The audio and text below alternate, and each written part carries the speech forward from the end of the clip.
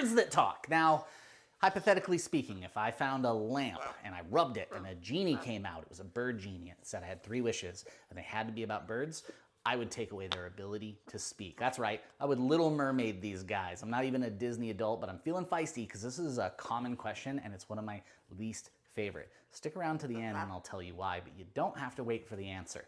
The best talking parrot is probably a budgie. Now you're gonna be like, oh, I'm disappointed. I want something cool like a macaw or African gray. Well, tough, because the budgies talk the most. I think they're on the record for the most phrases. They speak freakishly clear, which is unusual for birds their size, because like parrotlets can speak technically, but it's not as common and it's a very tiny robotic voice.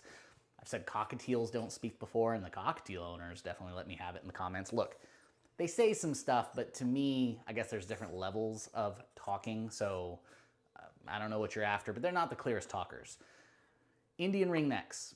There's social media accounts out there that have amazing ringnecks that talk very well. Just know that is not the average ringneck, not even close. African grays. People are gonna say African grays, oh, it's the best talker, it's the one you want. No. Actually, the best talking birds are probably not even parrots, right? If you want to really see some cool stuff, you need to check out mynas, crows, starlings. But back to the African grays, the timnas like to probably mimic noises. They're really good at that and very accurate, where the Congos are the ones that I feel like are more likely to do phrases, but tons of them don't. I've rescued many birds, especially African grays, that lost their homes because they didn't talk. And that's not very nice, is it? That's kind of my problem with this. People think macaws talk. They do, kinda. Different voice out of all of them. The hyacinths have like this magical Muppet-like alien voice. It's like the worst, but it's also somehow the most entertaining. They might say a phrase here and there.